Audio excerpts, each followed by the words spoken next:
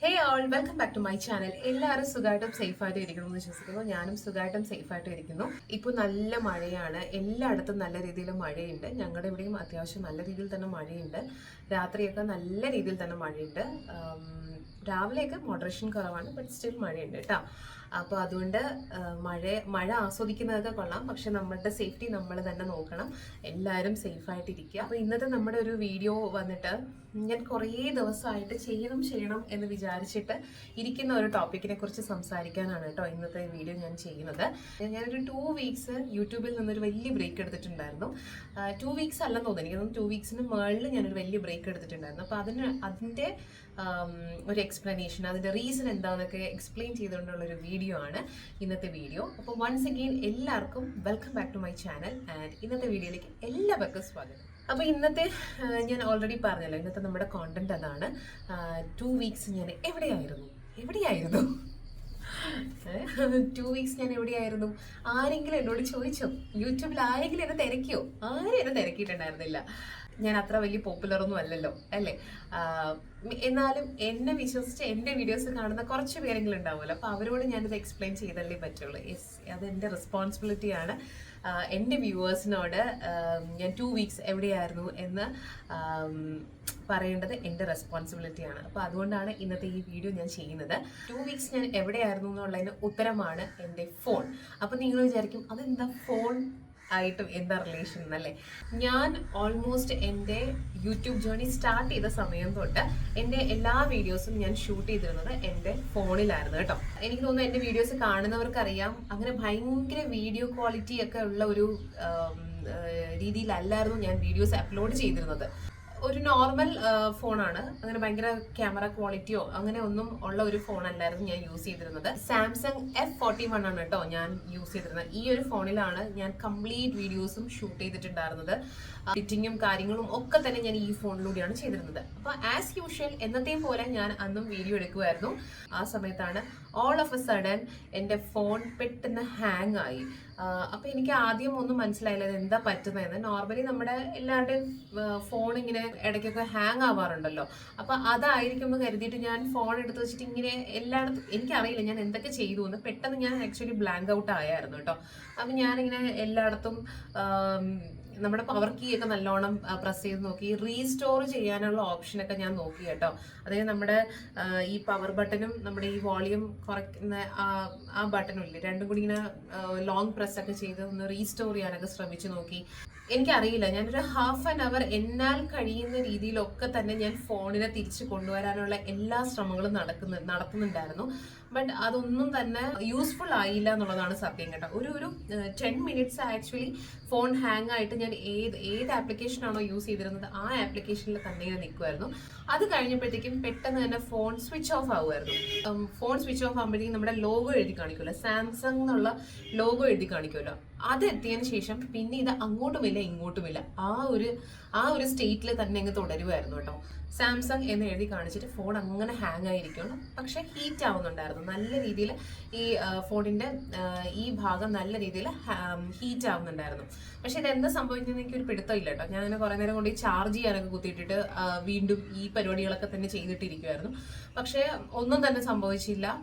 അങ്ങനെ അടുത്തുള്ള ഷോപ്പിൽ കൊണ്ടുപോയി കാണിക്കാം എന്ന് വിചാരിച്ചു, പക്ഷേ അതും എനിക്ക് പറ്റുന്നുണ്ടായിരുന്നില്ല. ബിക്കോസ് ആ ഒരു 2 വീക്സ് എന്ന് വെച്ച് കഴിഞ്ഞാൽ ഹെവി റെയിൻഫോള് കിട്ടിക്കൊണ്ടിരിക്കുന്ന സമയമായിരുന്നു. എന്നുവെച്ചാൽ നമുക്ക് വീട്ടിൻ്റെ പുറത്തേക്ക് ഇറങ്ങാൻ പറ്റാത്തൊരവസ്ഥ, ആ അവസ്ഥയിലായിരുന്നു ഞാൻ ഉണ്ടായിരുന്നത്. അപ്പോൾ എനിക്ക് ആരെയും വിളിക്കാൻ പറ്റുന്നില്ല, പേയ്മെൻറ്റ്സ് എല്ലാം പെൻഡിങ് ആവുന്നില്ല.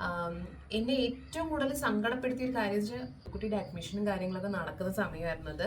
അപ്പോൾ അതിന് വേണ്ടിയിട്ട് സ്കൂളിലെ ആവശ്യങ്ങൾക്ക് ആയിട്ട് എനിക്ക് സ്കൂളിലും കോൺടാക്ട് ചെയ്യാൻ പറ്റുന്നില്ല, തിരിച്ച് അവർക്കായാലും എന്നെ കോൺടാക്ട് ചെയ്യാൻ ഒരു ഓപ്ഷൻ ഇല്ലാതിരിക്കുന്നൊരു സമയമായിരുന്നു കേട്ടോ.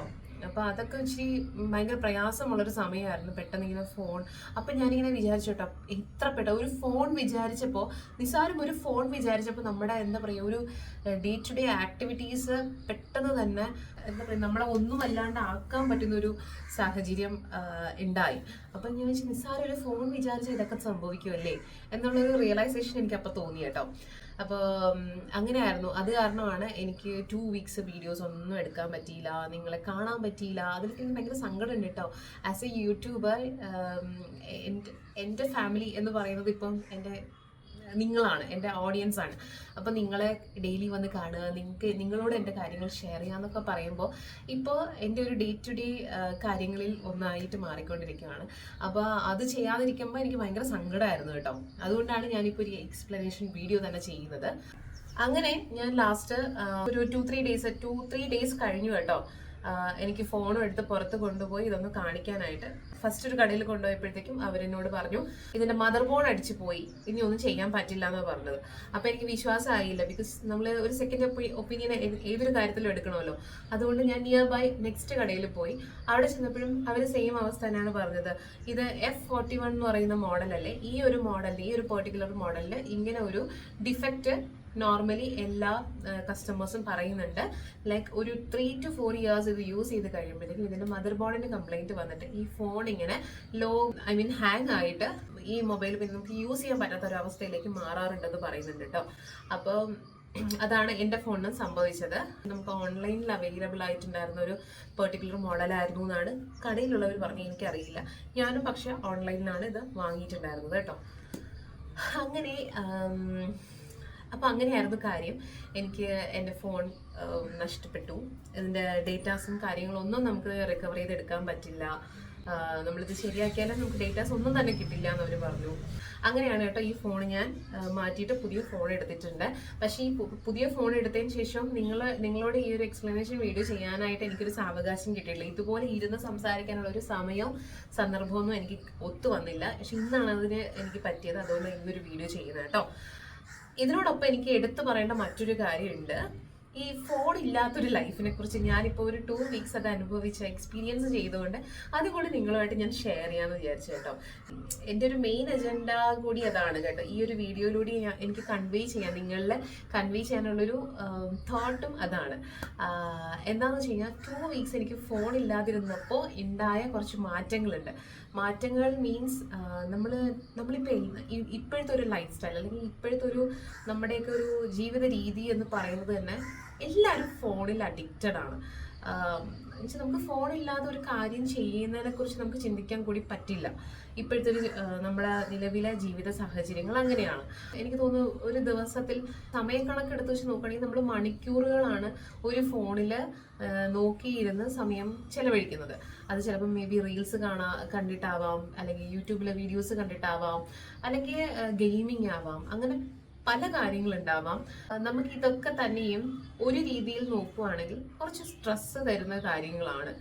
സ്ട്രെസ് റിലീഫിന് വേണ്ടിയിട്ടാണ് നമ്മൾ വീഡിയോസ് കാണുന്നതിൽ കൂടി ഒരു രീതിയിലെങ്കിലും നമ്മൾ നമ്മുടെ ലൈഫിനെ മറ്റുള്ളവരുടെ ലൈഫുമായിട്ട് കമ്പയർ ചെയ്യാൻ ചാൻസസ് കൂടുതലാണ്. പ്രത്യേകിച്ച് ഈ സോഷ്യൽ മീഡിയ കാലഘട്ടത്തിൽ നമ്മൾ സോഷ്യൽ മീഡിയയിൽ കാണുന്നത് വിശ്വസിക്കും, അതാണ് ജീവിതം എന്ന് വിശ്വസിച്ച് മുന്നോട്ട് പോവാറുള്ളവരാണ്.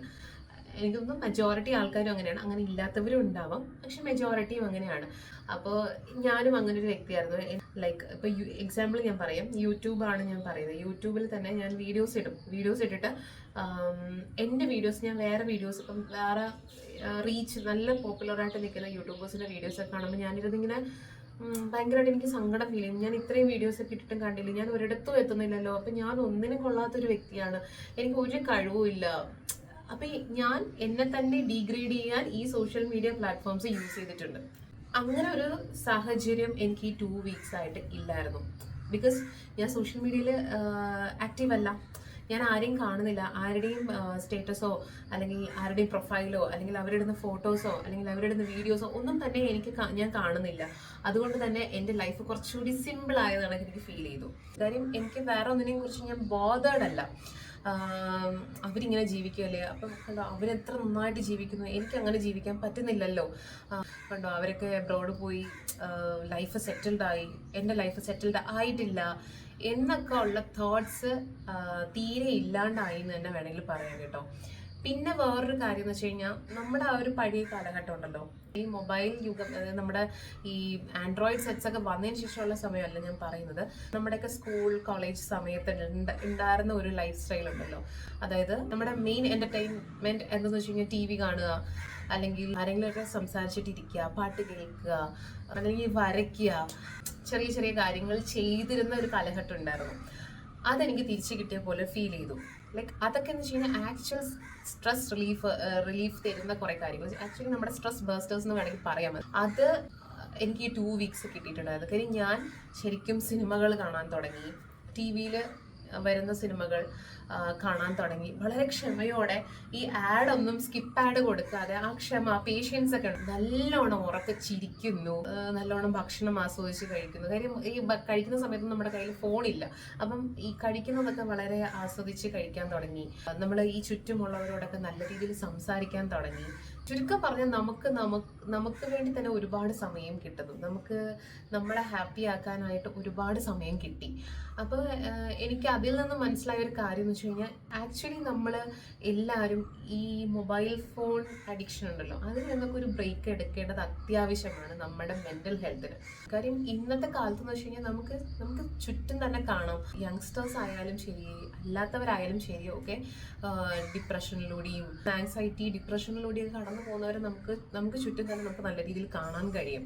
അപ്പോൾ അതിൻ്റെയൊക്കെ ഒരു റീസൺ എനിക്ക് തോന്നുന്നതാണ് കേട്ടോ. ഇത് എൻ്റെ മാത്രം അഭിപ്രായമാണ്, എനിക്ക് അറിയില്ല എൻ്റെ റീസൺ അത് തന്നെയാണെന്ന്. പക്ഷെ സ്റ്റിൽ ഞാൻ പറയുവാണ്, ഈ സോഷ്യലൈസിംഗ് ഒന്നും ഇല്ലാത്തത് കൊണ്ടാകാം എന്നെനിക്ക് തോന്നുന്നു. എനിക്ക് എൻ്റെ ഓഡിയൻസിനോട് പറയാനുള്ളത് എന്താണെന്ന് വെച്ച് കഴിഞ്ഞാൽ, കുറച്ചെങ്കിലും സമയം നമ്മൾ ഈ മൊബൈൽ ലോകത്തിൽ നിന്നൊക്കെ മാറി നമുക്ക് വേണ്ടി കുറച്ച് നേരം നിങ്ങൾക്ക് ഇഷ്ടപ്പെട്ട കുറച്ച് കാര്യങ്ങളൊക്കെ ചെയ്യുകയാണെങ്കിൽ അതിൽ കവിഞ്ഞൊരു സ്ട്രെസ് റിലീഫ് വേറെ ഇല്ല. ഞാൻ ഈ പറയുന്നത് this is from my very personal experience, അല്ലാതെ ബുക്സ് വായിച്ച അങ്ങനെയൊന്നും അല്ല കേട്ടോ. ഞാൻ എൻ്റെ 2 ആഴ്ചത്തെ അനുഭവമാണ് ഞാൻ പറയുന്നത് കേട്ടോ. ഏറ്റവും വലിയൊരു കാര്യം ചെയ്യുമ്പോൾ നല്ലോണം ഉറങ്ങാൻ പറ്റി. ഒരു മനുഷ്യന് ഏറ്റവും മാൻഡേറ്ററി ആയിട്ട് വേണ്ട ഒരു കാര്യമാണ് ഉറക്കം. എനിക്ക് അതുവരെ നല്ല രീതിയിൽ നല്ല സൗണ്ട് സ്ലീപ്പ് കിട്ടി, ഉറങ്ങാൻ പറ്റി.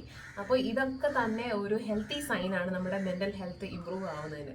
അപ്പോൾ ഡെഫിനറ്റായിട്ടും എല്ലാവരും എൻ്റെ ഓഡിയൻസിനോടാണ് കേട്ടോ ഞാൻ പറയുന്നത്, ഡെഫിനറ്റായിട്ടും എല്ലാവരും ഒന്ന് ട്രൈ ചെയ്ത് നോക്കുക. കുറച്ച് നേരമെങ്കിലും നിങ്ങൾ മൊബൈൽ ഫോൺസൊക്കെ ഒന്ന് മാറ്റി വെച്ചിട്ട് നിങ്ങൾക്ക് വേണ്ടി ഒരു മീ ടൈമൊക്കെ കണ്ട് ഒന്ന് എന്താ പറയുക, നിങ്ങളുടെ ചുറ്റുമുള്ള കാര്യങ്ങളൊക്കെ നിങ്ങളൊന്ന് എൻജോയ് ചെയ്ത് നോക്കുക കേട്ടോ. നിങ്ങളുടെ മെൻ്റൽ ഹെൽത്തിനെ അത് ഭയങ്കരമായിട്ട് ഇമ്പ്രൂവ് ചെയ്യും. അപ്പോൾ അതാണ് ഇന്നത്തെ എൻ്റെ വീഡിയോ. സോ ഇന്നത്തെ വീഡിയോ ഞാനിവിടെ വൈൻഡപ്പ് ചെയ്യുകയാണ്. എല്ലാവർക്കും ഇന്നത്തെ വീഡിയോ ഇഷ്ടപ്പെട്ടു എന്ന് ഞാൻ വിശ്വസിക്കുന്നു. ഇഷ്ടപ്പെട്ടെങ്കിൽ തീർച്ചയായിട്ടും ലൈക്ക് ചെയ്യുക, ഷെയർ ചെയ്യുക, സബ്സ്ക്രൈബ് ചെയ്യുക. പ്ലീസ് സബ്സ്ക്രൈബ് ചെയ്ത് സപ്പോർട്ട് ചെയ്യുക. ബിക്കോസ് നിങ്ങളുടെ support means a lot for me. നിങ്ങളുടെ സബ്സ്ക്രിപ്ഷനാണ് എൻ്റെ ഏറ്റവും വലിയ സപ്പോർട്ട്. അപ്പോൾ സബ്സ്ക്രൈബ് ചെയ്ത് എന്നെ സപ്പോർട്ട് ചെയ്യുക കേട്ടോ. കൂടുതൽ വീഡിയോസ് ആയിട്ട് വീണ്ടും വരുന്നതായിരിക്കും. അപ്പോൾ മറ്റൊരു വീഡിയോ വീണ്ടും കാണാം. അതുവരെ ബൈ ആൻഡ് ടേക്ക് കെയർ.